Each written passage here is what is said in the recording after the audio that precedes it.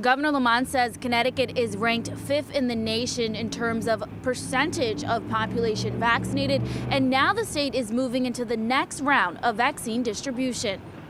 Healthcare workers, check. Nursing homes, check. Connecticut says it's ready to move into phase 1B of vaccine distribution, and first on the list are those ages 75 and older.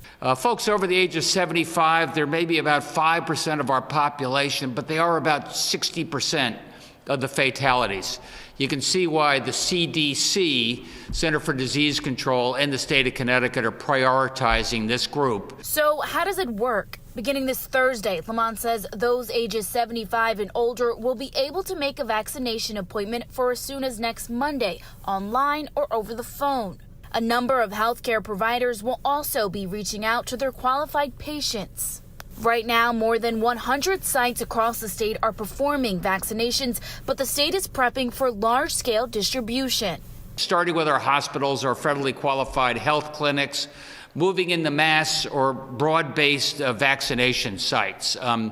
The first one up, again, will be Rentschler Field, probably in the next 10 days. Mobile vaccine clinics are also in the works, and officials making it very clear these vaccinations will be reservation only. There is a concern that if we open it up as first come, first serve, we wouldn't be able to manage the demand. And I think it would create a negative scenario, will discourage people from coming out.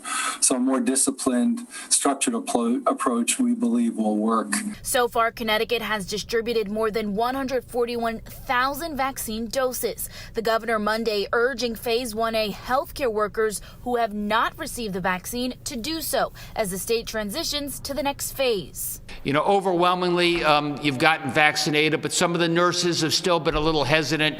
Here's your chance. Schedule your appointment now. Stay at the front of the line.